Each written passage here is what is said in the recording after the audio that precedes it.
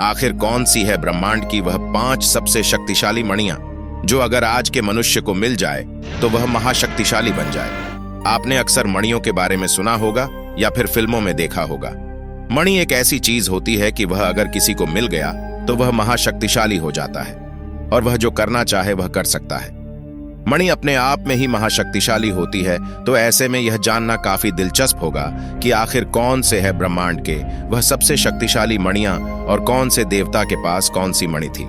आखिर क्या है इन मणियों का रहस्य और क्या यह मणियां आज की युग में भी मौजूद है, और अगर मौजूद है तो कहां है ब्रह्मांड की वह 5 सबसे शक्तिशाली मणियां। जानेंगे आज के इस वीडियो में सब कुछ, लेकिन वीडियो में आगे बढ़ने से पहले वीडियो को लाइक जरूर करें, साथ ही कमेंट में जय श्री कृष्णा अवश्य लिखें। नंबर 1 पर है कौस्तुभ मणि। दोस्तों, कौस्तुभ मणि को भगवान विष्णु धारण करते हैं। दरअसल जब समुद्र मंथन हुआ था तो उस समय 14 रत्नों में से यह चमत्कारिक मणि भी प्राप्त हुई थी, जिसे भगवान विष्णु ने स्वयं अपने पास रख लिया था। उसके बाद उनके ही नर अवतार श्री कृष्ण ने इस कौस्तुभ मणि को धारण किया था। कौस्तुभ मणि के बारे में यह बताया जाता है कि यह एक प्रकार की चमत्कारिक मणि है जो इच्छाधारी नागों के पास पाई जाती है, जो उन्हें किसी भी प्रकार का रूप रंग आकार लेने के लिए शक्ति देता है। इस मणि के अंदर कई सारी ऊर्जा का भंडार भी होता है, इसीलिए जो कोई भी कौस्तुभ मणि को धारण करता है वह अपने हिसाब से मनचाहा शक्तियों को पा सकता है। इसीलिए कौस्तुभ मणि बेहद ही शक्तिशाली मणियों में से एक है। कौस्तुभ मणि के बारे में ऐसा कहा जाता है कि जब द्वापर युग के अंत में भगवान श्री कृष्ण ने अपना देह त्यागा और द्वारिका समुद्र में विलुप्त हो गई, तब वह खास मणि भी समुद्र तल के गहराइयों में द्वारिका नगरी के साथ समा गई। तो ऐसा भी हो सकता है कि द्वारिका नगरी जो समुद्र के अंदर समाहित है, शायद वही किसी अतल गहराइयों में आज भी वह कौस्तुभ मणि पड़ी हो। नंबर 2 पर है पारस पत्थर। दोस्तों, पारस पत्थर का जिक्र बहुत सी पौराणिक कथाओं में किया जाता है और कई लोगों का यह दावा है कि उन्होंने पारस पत्थर को साक्षात देखा है। आपको बता दें कि मध्य प्रदेश के भोपाल जिले से करीब 50 किलोमीटर की दूरी पर रायसेन का किला है। कहा जाता है कि रायसेन के राजा के पास पारस पत्थर था, एक ऐसा पत्थर जिसके टच से कोई भी लोहे की वस्तु सोने में बदल जाती थी। पत्थर की वजह से किले पर काफी आक्रमण होते थे।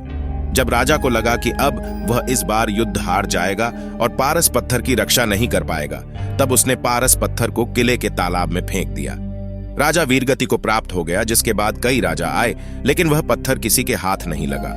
आज भी रात को कई लोग उस पत्थर को ढूंढने वहां जाते हैं, जिसमें से कई लोगों का मानसिक संतुलन खराब हो गया और काफी लोग पागल हो गए। और यह ऐसा इसीलिए हुआ क्योंकि उस पत्थर की रखवाली कोई दिव्य शक्ति करती है। काफी लोग तंत्र मंत्र और काला जादू की सहायता लेते हैं और महल में आज भी खुदाई करते हैं। रायसेन के किले के तालाब में आज भी कुछ जगहों पर सोना मिलता है, लेकिन पत्थर आज तक किसी के हाथ में नहीं आया। नंबर 3 पर है नागमणि। दोस्तों, नागमणि एक ऐसी चमत्कारिक मणि है जिसे शेषनाग धारण करते हैं और कई पौराणिक कथाओं के मुताबिक यह बताया गया है कि इस दुनिया में नागमणि सिर्फ और सिर्फ नागों के पास ही पाई जाती है। नागमणि के बारे में ऐसा कहा जाता है कि यह मणि जिस किसी के पास भी होती है उसकी किस्मत फर्श से अर्श तक पहुंच जाती है। नागमणि में ऐसी अलौकिक शक्तियां पाई जाती हैं कि इसकी चमक के सामने हीरा भी फीका पड़ जाता है, और अगर यह मणि एक बार किसी के हाथ लग जाए तो उसकी जिंदगी में दौलत की कमी नहीं होती। नागमणि के बारे में ऐसा भी कहा जाता है कि नागमणि के अंदर ऐसी अलौकिक शक्तियां विद्यमान होती हैं कि यह एक मृत व्यक्ति के अंदर भी प्राण फूंक देता है।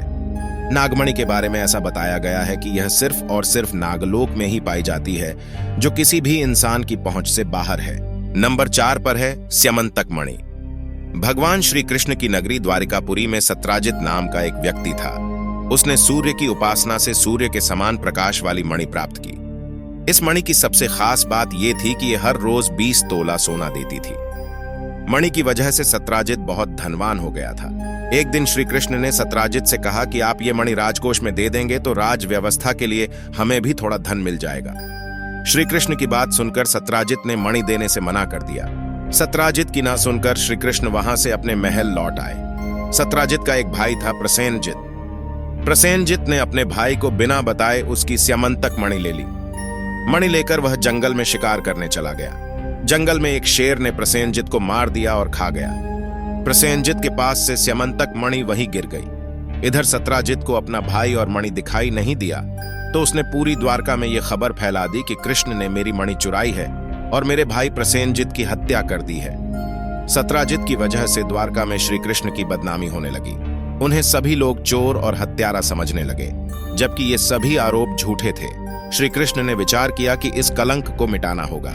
ऐसा विचार करके वे मणि की खोज में जंगल की ओर चल दिए। जंगल में श्री कृष्ण को शेर के पंजों के निशान दिखाई दिए।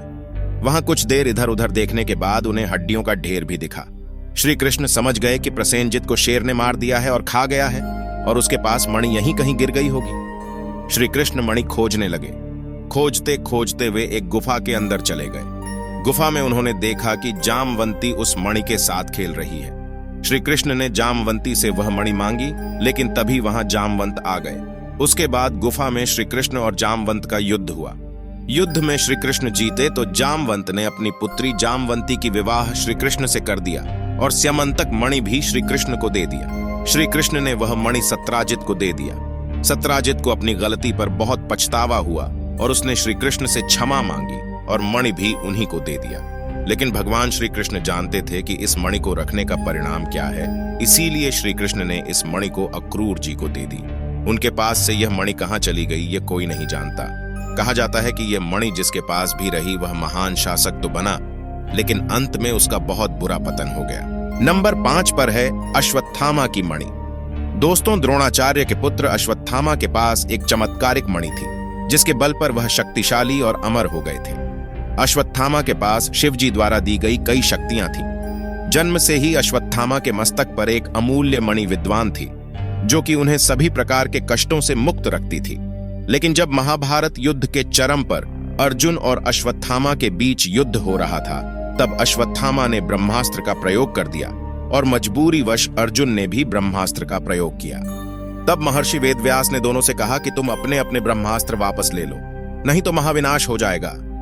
महर्षि के इस बात को सुनकर अर्जुन ने अपना ब्रह्मास्त्र वापस ले लिया, लेकिन अश्वत्थामा ब्रह्मास्त्र वापस लेने की विधि नहीं जानता था। इसीलिए उन्होंने ब्रह्मास्त्र को अभिमन्यु की पत्नी उत्तरा के गर्भ में पल रहे बच्चे की ओर कर दिया। लेकिन भगवान श्री कृष्ण ने अपनी शक्ति से उसकी रक्षा की। भगवान श्री कृष्ण अश्वत्थामा की इस दुष्ट आचरण से अति क्रोधित हुए और उन्होंने अश्वत्थामा को आजीवन भटकते रहने का श्राप दिया। इस प्रकार जन्म से प्राप्त वह अद्भुत मणि अश्वत्थामा के पास से हमेशा के लिए छीन गई और उसे युगों युगों तक भटकते रहने का श्राप मिला। ऐसा बताया जाता है कि भगवान श्री कृष्ण ने अश्वत्थामा की मणि को ब्रह्मांड के 5वें आयाम में शेषनाग की सुरक्षा में रखे हैं, जो सिर्फ तभी प्राप्त होगी जब इसकी जरूरत होगी। तो दोस्तों, ये थे ब्रह्मांड के वह 5 सबसे शक्तिशाली मणियां। उम्मीद करता हूं कि आपको आज का हमारा यह वीडियो पसंद आया होगा। पसंद आया हो तो एक लाइक जरूर कर देना। जय श्री कृष्णा।